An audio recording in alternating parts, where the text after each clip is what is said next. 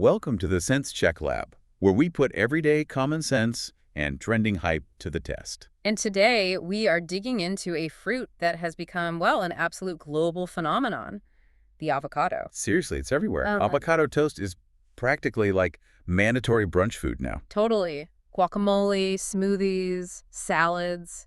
You just can't miss them.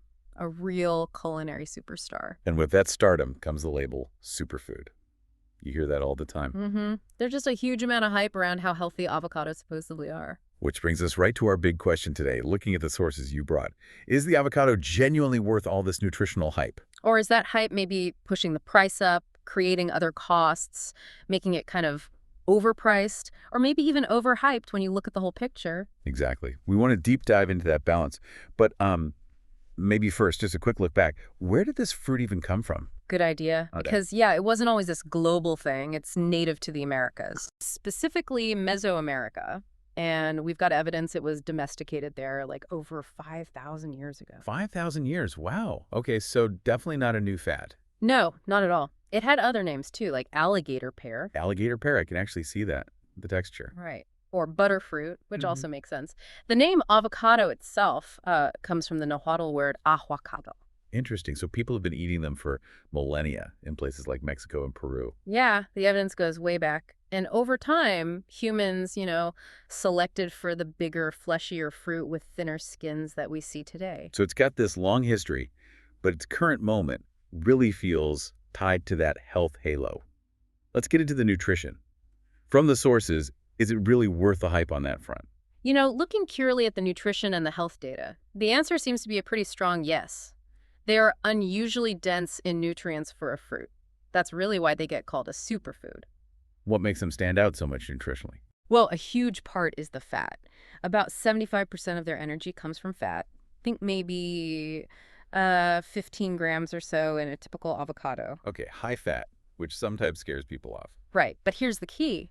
Most of it, like over 2/3, is that healthy monounsaturated kind, similar to olive oil, oleic acid. Ah, okay. So it's the type of fat that matters, the good kind. Exactly. That makes them really valuable, especially, say, for vegetarians or vegans looking for healthy fat sources. And what about fiber? I always hear they're packed with fiber. They really are. A medium one can have around, 14 grams, which is a lot. Yeah, considering most people don't get enough. Seriously, less than 5% of Americans hit the daily goal, which is like 28 to 34 grams. So one avocado makes a real dent. And it's a mix of insoluble and soluble fiber, which is great for your gut. Fiber's so important. What else are they packing? Vitamins, minerals? Oh, yeah, they're loaded. Really good source of B vitamins, pantothenic acid, B6 plus, vitamin K, folate. Folate, important for pregnancy. Definitely. And good amounts of vitamin C and E, too. And then there's potassium. Right, the potassium claim. More than a banana, is that true? It actually holds up. A half avocado generally beats a medium banana in potassium, which is great for, blood pressure. Huh, never knew that. Anything else hiding there? Yeah, they have phytosterols compounds that might interfere with cholesterol absorption, and carotenoids like lutein and zeaxanthin. Those are antioxidants, right, for eyes. Exactly. Plus, they're naturally cholesterol-free and low in sodium, so the profile is really quite impressive. Okay, impressive list. But do we have actual studies showing health benefits? We do. Cardiovascular health is a big one. Diets with avocado are linked to lower total cholesterol, lower bad LDL cholesterol. And sometimes higher good HDL. Sometimes, yeah. Especially, and this seems important, when they replace less healthy saturated fats in the diet. Like swapping out butter or cheese for avocado on toast. Precisely. There was this really large 30-year study following over 110,000 people. Wow, long study. Yeah, and it found that having 2 or more servings of avocado a week was linked to a 16 to 22% lower risk of heart disease. It's pretty significant. That really is a noticeable reduction just from adding avocado. Seems like it, especially in the context of a healthy diet pattern. And remember that potassium and magnesium, also good for blood pressure control. Okay, heart health checks out. What about, say, blood sugar or diabetes risk? They score well there, too. Low glycemic index and load, meaning they don't spike your blood sugar much. Good to know. And the healthy fats might actually improve insulin sensitivity, which could lower the risk of developing type 2 diabetes. And you mentioned eye health earlier. The carotenoids. Right, lutein and zeaxanthin. They tend to accumulate in the eyes and act like internal sunglasses, filtering harmful light, linked to lower risk of macular degeneration and cataracts as we age. Okay, and gut health. That's such a hot topic now. Avocados are great for the gut, mainly because of all that fiber. It acts as a prebiotic. Meaning it feeds the good bacteria. Exactly. It helps the beneficial microbes in your gut thrive, improves diversity, and helps them produce these healthy compounds called short-chain fatty acids. One study found daily avocado actually changed the gut bacteria profile for the better in overweight adults. So it's not just, keeping things moving. It's actively nourishing your gut microbiome. That's the idea, which also connects to weight management. Ah, okay, because they are quite high in calories, right? Yeah. Around 320 for a whole one? They are calorie dense, yes, but the combination of that healthy fat and all that fiber makes them very satiating. They help you feel full and satisfied. So you might eat less overall. Potentially, yeah. And studies have actually linked regular avocado intake with less weight gain over time, improved satiety, and even reduced abdominal fat. One study showed daily avocado for 3 months led to a significant drop in belly fat specifically. Interesting. So maybe not something to avoid if you're watching your weight. Absolutely not. They can definitely fit into a healthy weight management plan. Are there certain life stages where they're particularly beneficial? Yeah. You mentioned folate for pregnancy. Yeah, pregnancy and breastfeeding are great examples. The nutrient density helps meet those increased needs: folate, potassium, vitamin C, and the fiber can really help with constipation, which is common. Makes sense. Hmm. Okay, what about the beauty claims? Good for skin and hair. Is that real or just marketing? The sources suggest there's something to it. The nutrients like biotin, antioxidants, vitamins E and C, they can contribute to skin hydration, maybe give it a glow, potentially reduce some aging effects. And hair? Same idea. Those nutrients might help manage dryness or frizziness, maybe even boost growth, so you get benefits from eating them. And maybe from putting them on your face in a mask. Well, people certainly do that too. The internal benefits are more scientifically supported, though. Got it. Okay, quick sense check moment. We hear a lot about omega-3s. Are avocados a good source? This is where we need a little clarification. Avocados contain ALA, which is a type of plant-based omega-3, but our bodies are really quite bad at converting that ALA into the forms that provide the major health benefits we usually associate with omega-3s, EPA, and DHA, the ones you get from oily fish. How bad is the conversion? Really inefficient. We're talking less than 1% conversion typically. Oh, wow.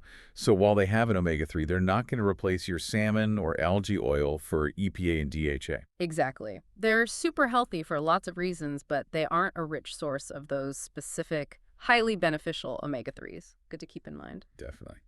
All right, so summing up the nutritional side, the sources really do seem to confirm the hype is largely justified. Yeah, from a pure health and nutrition standpoint, they pack a serious punch. Healthy fats, fiber, vitamins, minerals, backed by research for heart, gut, eye benefits. Pretty impressive. Okay, so check mark on worth the hike nutritionally.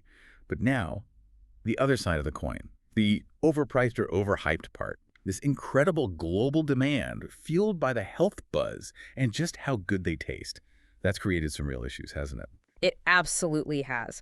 The global market is huge, nearly $15 billion recently, projected to hit over $26 billion by 2030. Wow. And consumption per person, like in the US, has doubled in the last decade. They might even overtake bananas as the most traded tropical fruit soon. That kind of massive growth has consequences. What's behind the price hikes we all feel at the checkout? It's a combination of factors, really. Basic supply and demand is a big one. Demand is high all year, driven by healthy eating trends, Super Bowl parties. Avocado toast isn't seasonal. Exactly. But supply fluctuates. The trees take 3-4 years to even start producing fruit properly. And I have this thing called alternate bearing. Meaning? Big crop one year, much smaller the next. So the supply is inherently uneven from the trees themselves. Unstable supply built in. Yeah. Plus, you've got weather. Avocados are sensitive, extreme heat, hail, droughts, like Mexico had a bad one in 2021. That all hurts yield and quality. And they need a lot of water, right? So drought is a major problem. Huge problem. Climate change is a massive factor here. Projections show places like California could see avocado yields drop by like 40% by 2050 because of rising temperatures and water issues. Wow. So climate change is literally making avocados more expensive. It's definitely a contributor. Then you layer on global trade stuff. Tariffs, import restrictions. Remember the U.S. ban on Mexican avocados years ago? Even just border inspections can cause delays, create shortages, push up prices. More hurdles, more cost. Right. And certifications needed for export ad costs, too. And transportation, that's a big one. Because they have to travel far and stay cold. Exactly. They're perishable, need refrigeration, often travel thousands of miles. Freight costs have been all over the place. Fuel prices, pandemic disruptions, conflicts impacting shipping lanes. It all adds up. It really feels like a perfect storm of global issues hitting this one fruit. It kind of is. Plus general economic factors, inflation driving up costs for farmers for everything from fertilizer to labor to machinery. Sources mentioned struggles getting fertilizer in Mexico at one point. All that gets passed on. So multiple pressures squeezing supply and boosting costs. We've definitely seen the results. Oh, yeah. The data shows it. Big price jumps, like nearly 60% increase 1 year over the previous. Prices per kilo have pretty much doubled compared to just a few years ago. And what you pay varies wildly. Totally. Depends where you are, closer to California, or Mexico is usually cheaper, the store, the time of year, current supply. You can see them for 50 cents or over $2 each. Price spikes definitely happen. Okay, so the market forces driven by this massive demand definitely support the overpriced argument in dollar terms. What about the environmental price? That's another major concern highlighted in the sources. Water usage is, well, intense. How intense? Figures vary, but one estimate was around 70 liters of applied water for a single avocado in some areas. Maybe 1,000 liters per kilo overall. 70 liters for one avocado. That sounds unsustainable in dry places. It puts enormous strain on water resources in regions like Michoacan in Mexico or parts of Chile, South Africa. Even if other crops use water, the concentration in these specific, often water-stressed areas is the problem. And deforestation. Is that linked too? Sadly, yes. Particularly in Mexico, the boom has led to clearing forests, often pine forests, to plant avocado orchards, monoculture farms replacing natural habitats. Which impacts soil and wildlife. Exactly. Soil contamination from chemicals displacing species. The growth in orchard area in Michoacan and Jalisco has been huge, like 162% and over 1,000% respectively in a decade, according to one source. That's staggering growth.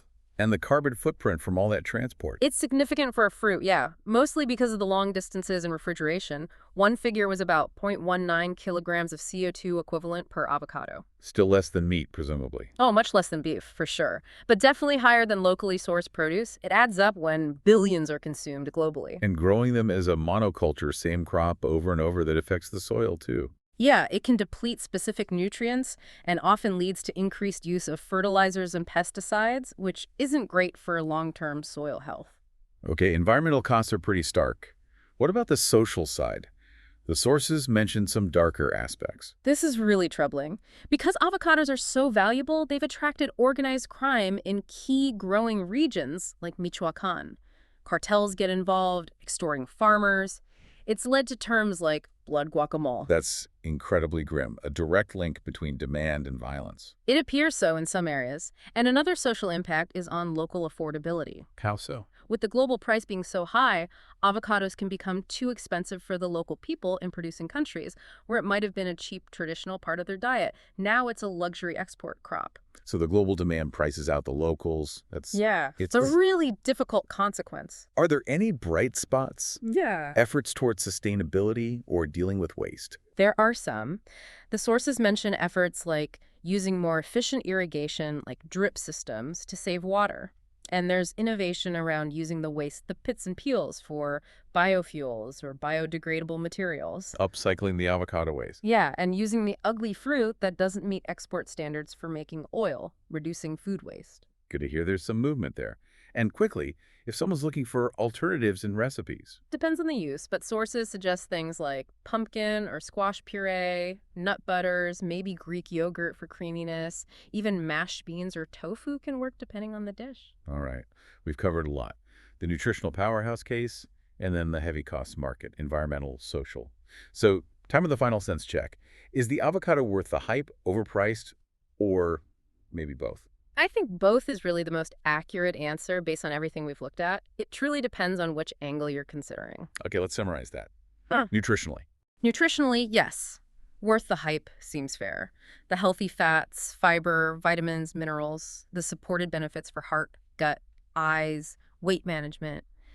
It's a genuinely valuable food for health, even with that omega-3 asterisk. So for your body, the hype holds up. Pretty much. But when you zoom out and look at the system required to meet the massive global demand fueled by that hype, that's where overpriced comes in a broader sense. Meaning the environmental costs, water strain, deforestation, carbon footprint, and the social costs, cartel issues, local affordability problems. Exactly. Those are real costs associated with the avocado boom. So the intense demand makes it arguably overpriced, not just at the till, but in terms of its planetary and human impact.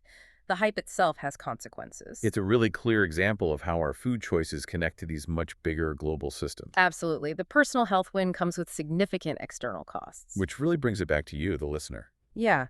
Understanding this whole picture, the amazing nutrition and the serious footprint shows that our choices in the grocery store have ripples we might not immediately see. Being informed means knowing about these complexities. So we'll leave you with this thought. Knowing the potent health benefits versus the significant environmental and social toll, how do you personally balance that?